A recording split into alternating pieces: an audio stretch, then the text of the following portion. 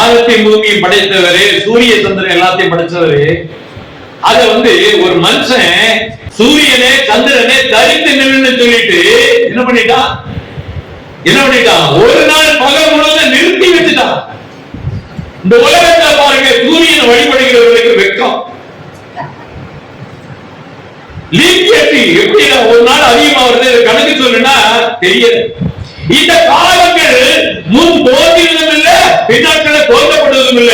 அன்றைக்கு ஒரு நாள் காலங்களை மாற்றி வைக்கும்படியாக தேவன் யாரை கொண்டு பேசினார்னா யோசுவாவை கொண்டு பேசினார்.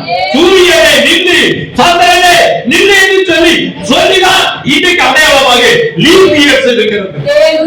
நீங்க விஞ்ஞானி சொல்ல முடியுமா? படித்த மேதைகள் மேத்தமெட்டிக்ஸ் படித்தவன் சொல்ல முடியுமா?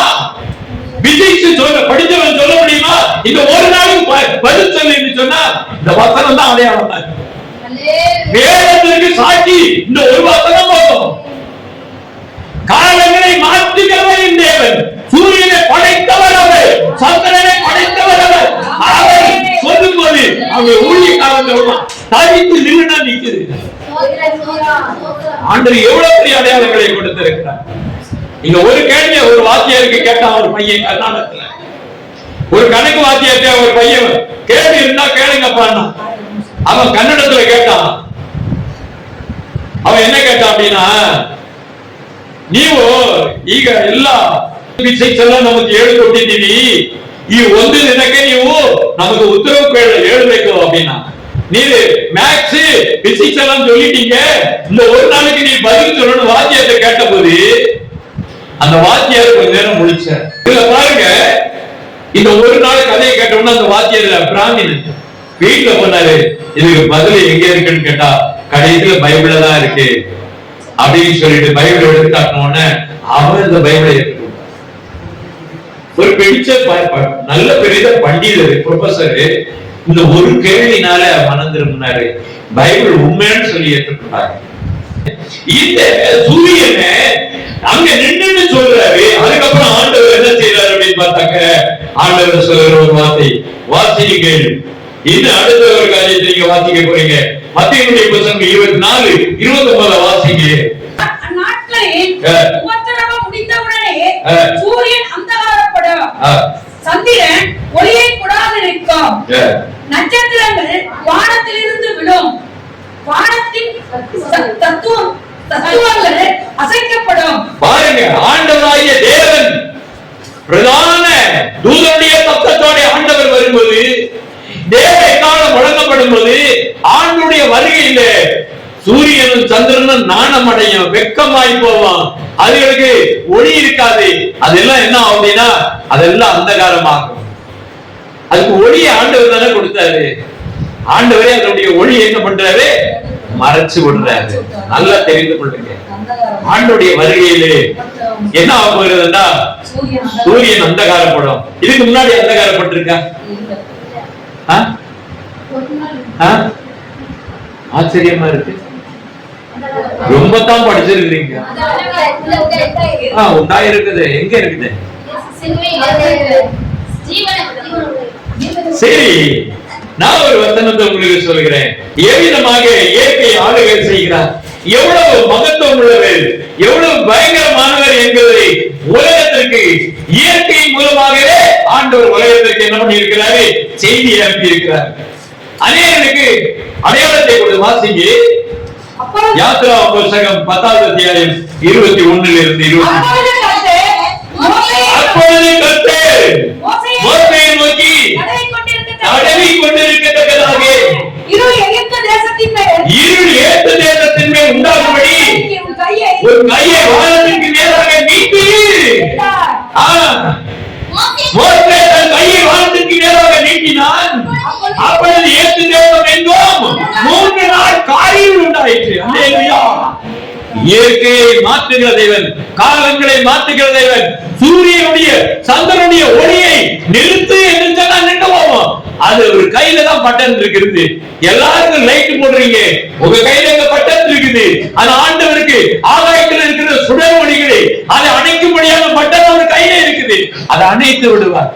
அப்பதான் தெரியும் இவர் யார் அப்படின்னா சூரியனுக்கும் சந்திரனையும் படைத்த சர்வத்துக்கு மேலான தேவன். அல்லேலூயா. இருதயமானது அடைக்கப்பட்ட இருதயமாக ஜனங்கள் இருக்கிறார்கள். இந்த மாதிரி வசனங்களை கொண்டு நீங்க பேசும்போது உங்களுடைய இறுதி எவனும் பேச மாட்டாங்க. இந்த காரியத்தை கேள்வி வச்சீங்கன்னா ஒழுங்கம் பதில் சொல்ல முடியாது. எல்லாவரையும் கேட்கறதுக்கு பைபிள்ல நிறைய இருக்கு. ஐயா பிறந்தான், வாழ்ந்தான், செத்தான், அவன் ஆவி எங்கடா போச்சு அப்படின்னு கேட்டா பதில் சொல்ல ஆள் இல்லை. டாக்டரால சொல்ல முடியாது, எவனுக்குமே சொல்ல தெரியும், தத்துவ ஞானிக்கு சொல்ல முடியாது. இந்த ஆவி எப்படி வந்தது எப்படி போகுது சொல்லு அப்படின்னா ஒருத்தருக்கு தெரியாது. மனிதன் ஜீவித்து போன பின் அவன் எங்க என்கிற ஒரு கேள்வி யோபு பக்தன் சொல்லுகிறான். இந்த வார்த்தைக்கு சொல்லுங்க ஆள் கிடையாதுங்க. இந்த வேதம் உங்களுக்கு கூட இருந்தா நீங்க உறுதியா இருப்பீங்க. உங்க நடைகள் பேசுகிறது.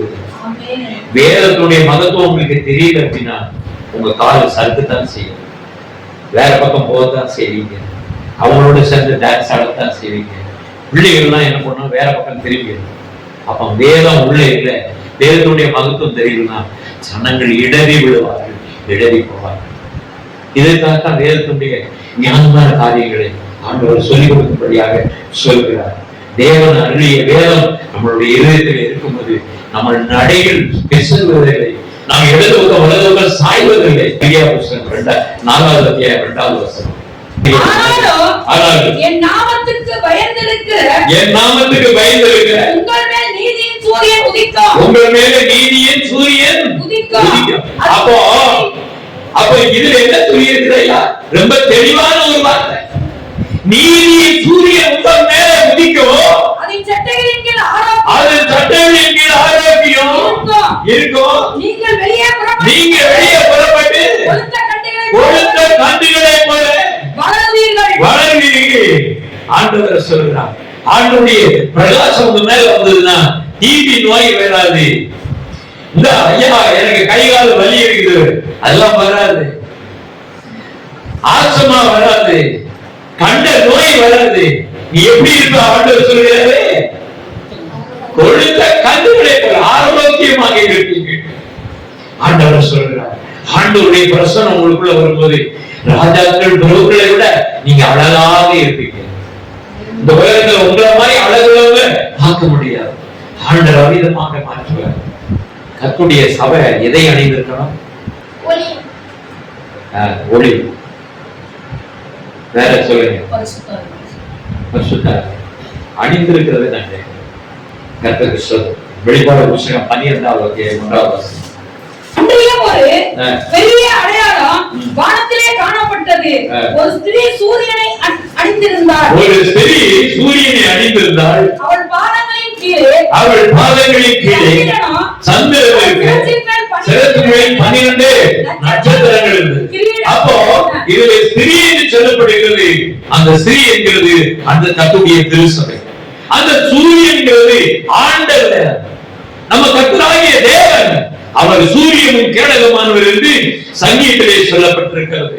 அவரை தேவனை அணிந்திருக்கிற திருச்சபை, ஆண்டவருடைய நாமத்தை தெரிந்து கொண்டிருக்கிற திருச்சபை. அந்த அவருடைய பாதத்திலே சந்திரன் என்று சொல்லப்படுகிறது. அது என்ன படுகிறது என்றால் 15 நாளைக்கு ஒருக்கா என்ன பண்ணும் அப்படின்னா அதுல என்ன வரும்? சந்திரன் என்ன வருங்க? பௌர்ணமி வரும், அமாவாசை வரும். அது கூட சொல்ல தெரியலையா? அப்ப அந்த ஒளியினுடைய பிரதிபலிப்பு. அப்ப கீழே என்ன? சூரியன் ஒளிப்பட்டு சந்திரன் மாறிக்கொண்டே இருக்கிறது, மாற்றம் அடைகிறது. அப்ப என்ன அப்படின்னு கேட்டாங்க, அது ஒளிப்படும் போது அந்த பிரகாசம் இருக்கிறது. அது ஒளிப்படலைன்னா அங்க என்ன செய்கிறது? அமாவாசை ஆகிறது. அப்ப அது எதை காண்பிக்கிறது என்றால் கர்த்தருடைய பலி பிரமாணத்தை காண்பிக்கிறது. அந்த காலத்துல பரிசுத்தத்துக்காக என்ன செய்வாங்க? பலியை செலுத்துவாங்க. உடனே பாவ நிவாரணப்படி மாறும். மீண்டும் பாவம் இருக்கிறது என்று அடையாளப்படுத்தி திருப்பி பலி செலுத்த வருவாங்க. அப்ப கர்த்தர் நியாய பிரமாணத்தை அந்த காலத்துல கொடுத்த பழைய நேர்மையை கொடுத்த அடையாளமாக அது இருக்கிறது. கீழே சொல்லக்கூடிய சிரசின் 12 நட்சத்திரங்கள் 12 அப்போஸ்தலர்களை குறிக்கிறது, 12 கோத்திரங்களை குறிக்கிறது. அதிலிருந்து கர்த்தர் ஒன்றான திருச்சபையாக இருக்கிறது. கர்த்தருடைய மூலை ஆண்டவராகிய இயேசு கிறிஸ்துவினுடைய அவருடைய மூலைக்கல் அவராக இருக்கிறார். அவர் மேல கட்டப்படுகிற அப்போஸ்தலருடைய உபதேசம் இருக்கிறது. தீர்க்கதரிசிகளுடைய உபதேசம் இருக்கு. அதுக்கு மேல கட்டப்படுகிற திருச்சபையாக, ஆவிக்குரிய திருச்சபையாக எல்லாரையும் ஆண்டவர் கூட்டி கட்டப்பட்டு வருகிற திருச்சபை, அந்த சபையாக கர்த்தர் ஆண்டவர் தம்பியை மாளிகை எழுப்புகிறார். இது இல்ல, கட்டடம் இல்லை. ஆண்டுடைய திருச்சபை என்பது கண்ணுக்கு தெரியாது, எப்படி இருக்காங்கன்னு தெரியாது, ஆண்டவருக்கு தான் தெரியும். யார் யார் இருக்காங்கன்னு ஆண்டவருக்கு தான் தெரியும். சூரிய அணிந்திருந்த திருச்சபை ஆண்டவரை முழுமையாக ஏற்றுக்கொண்டு அந்த பிரகாசம் தேவ பிரசன்னத்தோட தேவ மகிமையோட இருக்கக்கூடிய பிள்ளைகளாக நீங்கள் மாற வேண்டும். கர்த்தர் உங்களை ஆசீர்வதிப்பாராக. மறைக்கப்பட்ட தேவ ஞானத்தை உலகத்துக்கு சொல்ல வேண்டும். கர்த்தருடைய மறைக்கப்பட்ட தேவ ஞானம் தெரியாமத்தான் இயேசுவை படிக்கிறாங்க, ஏற்றுக்கொள்ள மாட்டாங்க. இயேசுவை மறைதளித்தாங்க, இயேசுவை செல்வியில் அடித்தாங்க. புரிந்த சபைக்கு அதுதான் எழுதுகிறார். மறைக்கப்பட்ட தேவ ஞானத்தை பேசுகிறார்.